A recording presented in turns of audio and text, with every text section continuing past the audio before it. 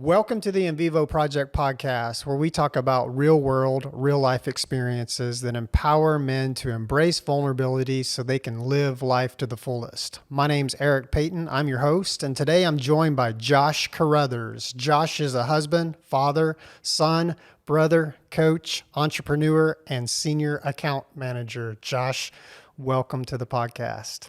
Thanks for having me. Happy to be here. Yeah, man.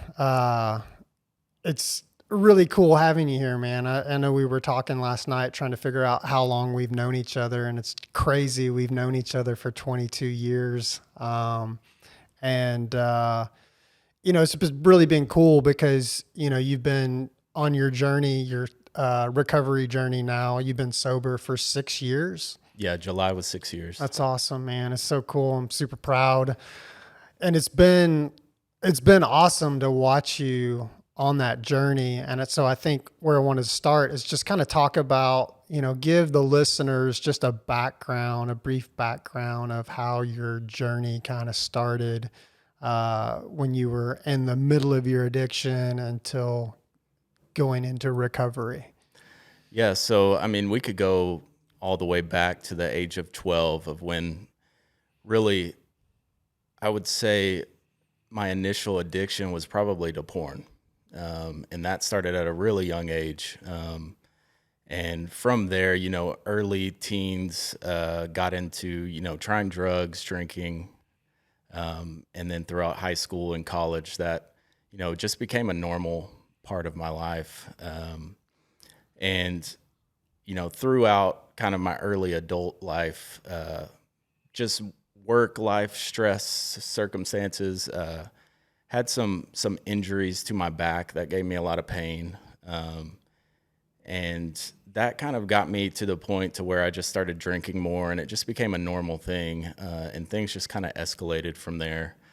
And it was such a slow progression that it was hard to see like the destruction that it was causing in my life, both within myself and within my relationship with my wife and my marriage. And so in the thick of it, it just kind of got to the point to where I was leaving work early, like making sure I got off at 1:00 to go start drinking. And I would drink and I would hide it from my wife and drink until she got off work and then pretend that I hadn't had anything to drink yet. And that the beers I was having that night were the first ones I had, and just hiding so much of that, so much of, the use and addiction that I was in, just hiding it and stuffing it.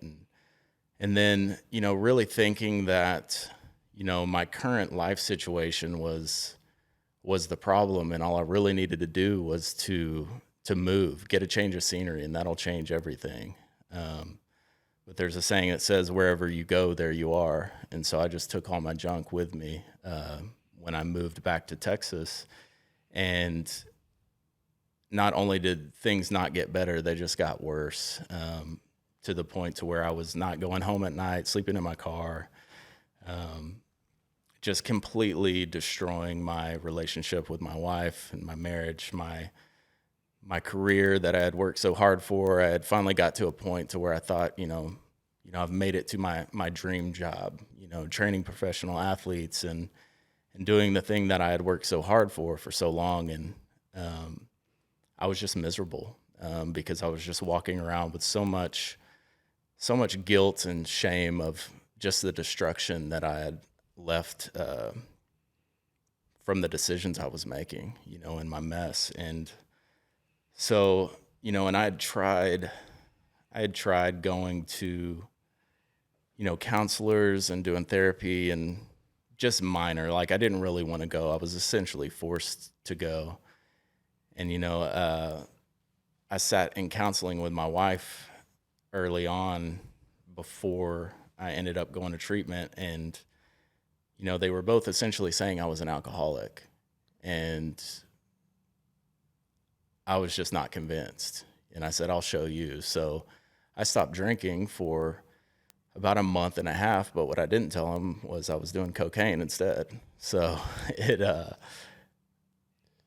I could stop drinking, but I had to have something to fill that void because I was just so empty and just trying to deal with the pain pain of my own making, really, and just couldn't find a way to deal with that. And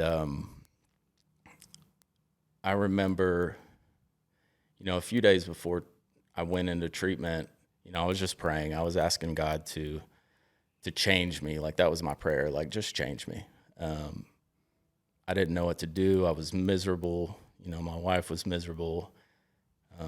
Everything in my life was just, I had just kind of, it was a path to destruction. It was only getting worse by the second. And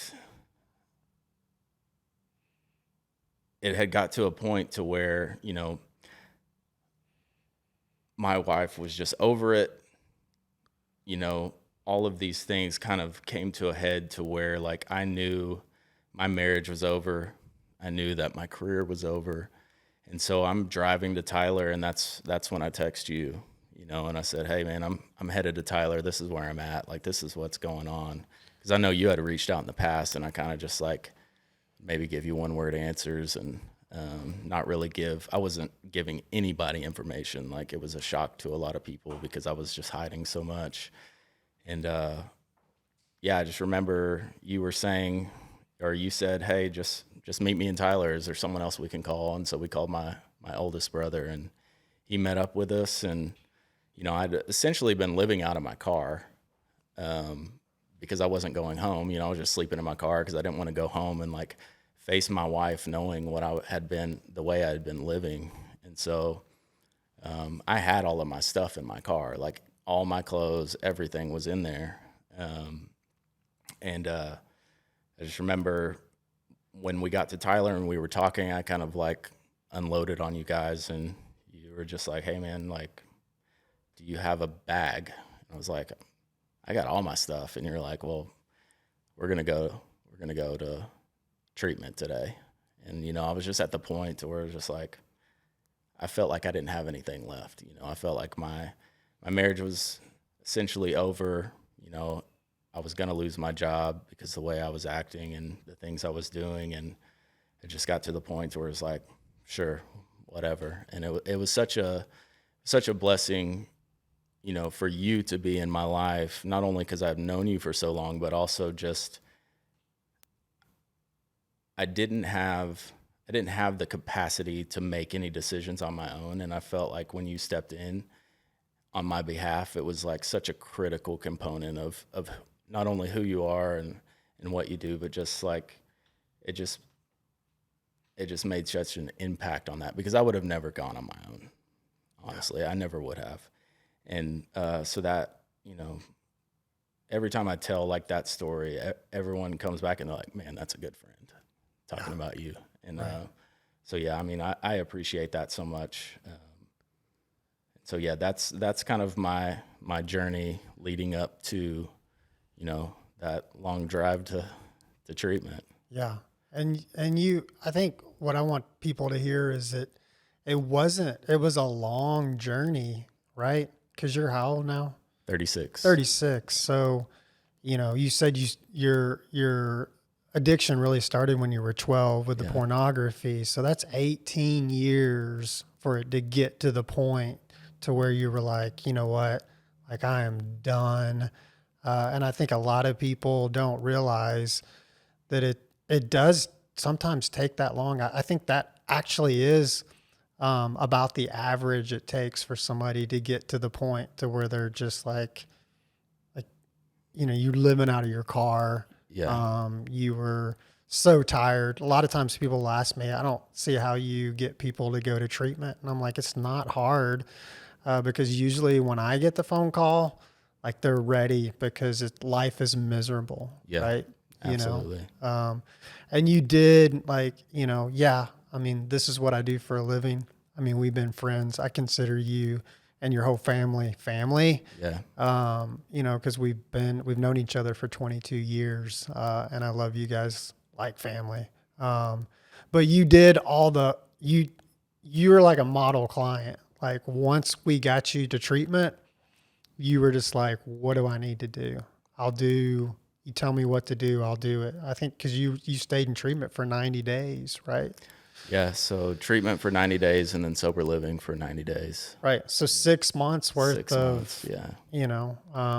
and like you said, like you had your dream job.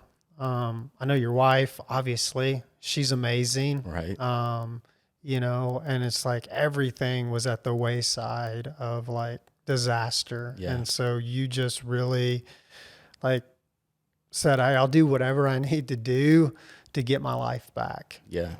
And now today, you're still married. You got 3 kids. You've got a great job. Life is pretty good. Yeah, and I mean just going through that treatment process, I didn't show up there like obviously I was willing because I was there, but I didn't show up there thinking that I was going to be willing to do everything that I did, stay as long as I did. What really kind of helped me once I got there, because the first couple days you're in like a detox, and so you just kind of essentially sleep, sleep and eat. Like you don't really go to groups or do much of anything. And I remember the first group I went to was essentially like a 12-step group, so everyone's in a circle and you're just hearing other people talk. And it was like the first time for me, at least in that time span, to where like I just felt like I wasn't alone in my mess, because I'm hearing everyone else's stories, and I'm like, man, like I was so like self-centered on like, that's why I didn't want to talk about it, because I felt like no one's going to understand this. No one's going to understand what I'm feeling, what I'm going through. And so I would just stuff it all in. Yeah. And so like being in that group and hearing other people be vulnerable and talk about their stuff, and me kind of opening up for the very first time to strangers, of course, which to me was easier in that moment. But like just getting stuff out was like, I think the initial trigger to be like, okay, like I feel immediately different just by like talking about this, that now I'm willing to do whatever. So 30 days rolls around and it's like, no, man, I'm good. I'm staying. I'm staying. Like I'm going to live here for a little while because I know I need it. Yeah, you experienced the healing, and I hope people hear that, like that the antidote to most problems is talking out loud to other people and feeling like you can get that stuff out. Because when you stuff it, it only gets worse, man. It's like feeding that thing that you're going through, whatever it may be. We're talking about addiction, but honestly, the longer I do this stuff that I do with people, like this applies to people across the board. And I love how you're talking about the 12 steps. And I think that's what the next thing we'll talk about is how the 12 steps, specifically those first few years, were transformative for you personally. Yeah, I think, for starters, it was just, like I said, just being in a group of people to where, it was kind of, I felt like I was with a group of people that could understand me because they were all going through the same thing. And so I didn't feel alone. That was such a huge part of it. And, that obviously got me to a point of just, step one is just admit that I've got this issue or these issues. And now we can kind of start to work on healing that stuff. And, the second step was always pretty easy for me, just because, I grew up in church and, I've been a Christian for a long time and a believer in Christ. And I just don't know that I ever like have been like a true follower of Christ, just almost like, treated Jesus like a genie in a bottle, like he's there when I need him, Right. Versus like really leaning in and trusting him with my life. And so I at least had that foundation to go back to in the second step. And then from there on, it's the next steps is really kind of like doing the work, and you get to the fourth step, which is like a long, grueling process of doing like an inventory of, all the things you've done, things that people have done to harm you, the way you've harmed other people, and just kind of really taking like this moral inventory of your life. And I think the big thing that I got out of that is just recognizing patterns. Like, what are the patterns here? Like when I'm hurt, how do I react? When I hurt someone else, how do I react? And a lot of it came down to, for me, was just there was so much, like, I guess you could say, like, finger pointing, not necessarily at a person, but just like not looking at like where I'm at fault in this. Like, why I'm not owning any of this. I'm just blaming the world on these problems and this pattern, and just running to whatever it is to make me feel better about it instead of facing it and dealing with it. Yeah. And I love what you said is like, it's recognizing, accepting, and then doing something about those patterns. And for most people, I feel like it's not hundreds of patterns. It's usually just like maybe like what, two or three. Yeah, yeah, yeah. And I'm, it could just be one, Right. really, like I said, like Yeah. if I'm not willing to own my part in any of it, then that's one, you could just call that one pattern, no Right. matter what the circumstance is. If I'm not taking hold of like my part in that and just blaming it on someone else or on the circumstance, or making excuses, then the pattern is just like not taking ownership of how I need to respond in this. Right. Yeah. No, that's such good stuff, man. And again, I hope if somebody's out there listening that they hear that. And again, the longer I do this job, the more I think, uh, the 12 steps applies to really everything out there. Yeah. Everybody can use the 12 steps. And a lot of times I'll talk to people about the 12 steps and they'll get real weird about it. But man, I think the problem is it's so simple that people think, kind of like what you talked about in the beginning, of like admitting that like you had a problem, right? Right. That's step one. Like that, like you have a problem, you're powerless over it, Yeah. So, well, the other thing we talked about, is you've been sober for 6 years. The first couple of years, were really good, and you're learning all this stuff about yourself. But then, as time goes on with most things, you kind of have a tendency, and I think you and I are a lot alike. When we get onto something, it's like, we're either doing it full in, Yeah. like working out or whatever it may be, or our diet. Over the years, we've talked back and forth. But you talked a little bit about the term being dry. So talk a little bit about what that is for the people that are listening out there. Yeah, so I would say being dry, especially for someone that's coming from a substance abuse standpoint or history, is, you're not drinking alcohol or doing drugs anymore, but you're also not doing the work to like continue to progress in your sobriety. And so it's like, you kind of just get out of that routine of continuing to work on yourself, and continue to work on, just like recognizing those patterns that I talked about before that you would see in the 12 step, because it's not like you go through it one time and everything's good. Like, it's something that's continual. And, being dry would be like, yeah, I'm still not drinking or using drugs, but I'm not continuing to work through those processes. And it's easy for the mindset, to kind of shift back to those old ways of thinking. And, really, I think, at least for me, like, I think true sobriety has to do with like my mindset and like where my mind is, Right. and so, I think continuing to work those steps and have those guide rails in place is what continues you on that path. And so there's been, times, over the past, I would say 3 years. Yeah, the first 3 years, it was like all in.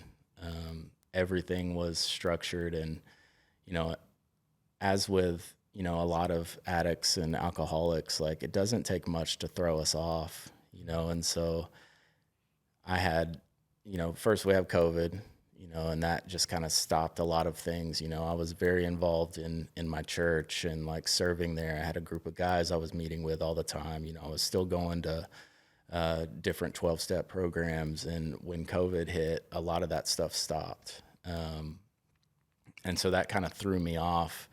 And then on top of that, I had 3 kids in 4 years. And so That's a lot, dude. That's a the lot. the added responsibilities, right? And so and with more responsibility, there's less, time in every day. So it was like my life was progressing at a rate faster than I was continuing to work on my recovery. And I think kind of the analogy that I was thinking of earlier today is like that. It's like the analogy of like the open hand. And so an open hand can like give and receive. And I feel like I kind of took everything I'd learned in those first 3 years and like closed my hand around it and held on to it, and not only because of that was I not giving anything to anyone else, but I also wasn't able to continue to receive. And so that's where I'm at now is reprioritizing my life, making sure that I'm putting God first and focusing on my wife and being a husband and my family and letting everything else fall behind that. I think just with the stresses of life, I feel like I just get like blown in the wind, like everything's pulling me in a different direction. And if I'm not in a place to, have an open hand and receive like what God has to give me or what other people in my life have to give me, then, I'm just kind of coasting and getting blown in any direction at any time. Yeah, I'm not drinking or doing drugs, but I'm kind of just all over the place, which breeds anxiety and fear and a lot more negative thoughts. And so, yeah, that's how I would describe being dry is not using, but not sober-minded. Yeah. And it's such a good analogy. And again, going back to, the 12 steps are for everybody, and that program, it's like a wellness program. Life is not static. Things are constantly changing. So if you're not changing with those, then you're going to get sucked into the lowest point, in my opinion. Yeah. Where you're anxious, you're depressed, you're having negative thoughts. Because the last part of a relapse is the actual using of the substance. And a lot of people don't know that. They're like, well, he's just, he's not using, so he must be fine. Right. Which, again, going back to an everyday person, there's so many things out there that people can use that are not drugs and alcohol, and you don't have to be an addict. I can eat ice cream. Right, ice cream. With the best of them. Right, absolutely. Well, I love that, man, and I love that you're being vulnerable and open with the people that are listening, because I think that's really important.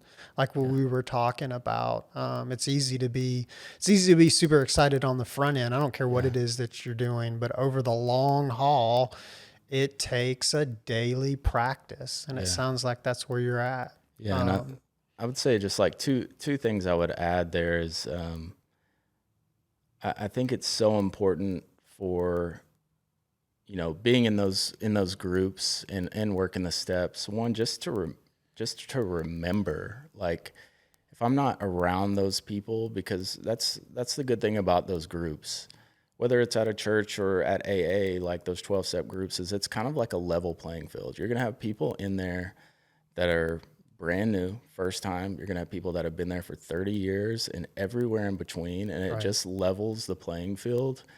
And those people that are new, it's good to be in there with them, because it reminds you, like, I remember like how bad it was. If I only associate with people that have never been in that place, then I forget. It's so easy to forget like the work that's been done and what God has done in my life.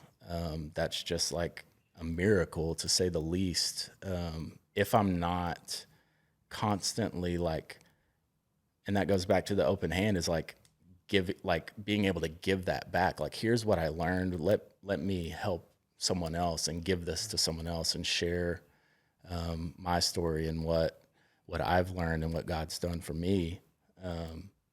And when I just hold on to that, it doesn't only affect other people, it really affects me. Yeah, and we need, especially nowadays, with the way everything's going with, you text and all that stuff. You need that connection. We need that connection more than ever. And one of the big things within Vivo is this is a human condition with a human solution. We have to be around other people to get better. Yeah. I mean, other brains heal brains is what Yeah. I tell people. Yeah. And you can't get that unless you're around that group of people. So I love it.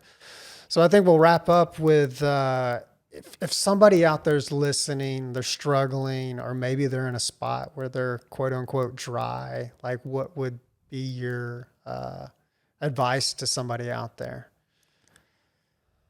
I would say a couple things, like, because everyone's at different places. Definitely talk to someone, find someone that you can reach out to, or just show up to a AA meeting. Like, even if you're maybe not an alcoholic, maybe it's something else, but just show up. Yeah. and get it out, talk to somebody. I think the other thing that a lot of people, not only myself, but other people that I was in treatment with, there's this thought about like the time, like what they're missing while they're in there. If it is someone who thinks they may need treatment or a family member, I mean, 30 days, 6 months is nothing in the grand scheme to get better. I mean, Yeah. I don't think I would have, 3 kids right now if I wouldn't have gone to treatment. And it was 6 months of healing, versus, who knows, probably being divorced or dead, or who knows. Yeah. It wasn't a good direction that things were going. And so 6 months of time sounds like an eternity when you're thinking about all the things you're going to leave behind or miss out. And, you'll be surprised too. I mean, that I thought I had like a lot of like friends or acquaintances. There weren't that many text messages when I got my phone back. So you think you got all these people that care about you, but Yeah. it's there's only a handful that you'll rely on once you get to that place. So Yeah. Well, that's great stuff, man. And I'm so glad that you got to come on, and definitely want to have you back. And I just wanted to acknowledge you for all the hard work you've done, and whether you know it or not, specifically for me. And I think there's a lot of other people out there that look at you, man, and it's, you're an inspiration, and it inspires me, especially, cause you're a good friend. And I've got to watch you from living in your car, like being totally out of control. And I knew you were out of control for a long time, to sitting here with me on this podcast 6 years later, and continuing to do cool things, man. So thanks for coming on. If anybody's listening and this has resonated with you, you can find us on social media at the In Vivo Project. You can find get in touch with me on the website at theinvivoproject.com. And if you want to reach out to Josh, you can reach out to me, and I can get you in touch with him. Or you're not on social media, which is great. Like, take that final little nugget from Josh over here. Yeah, man, thanks so much for coming on, and we definitely want to have you on again. I appreciate it. All right, man. Thanks.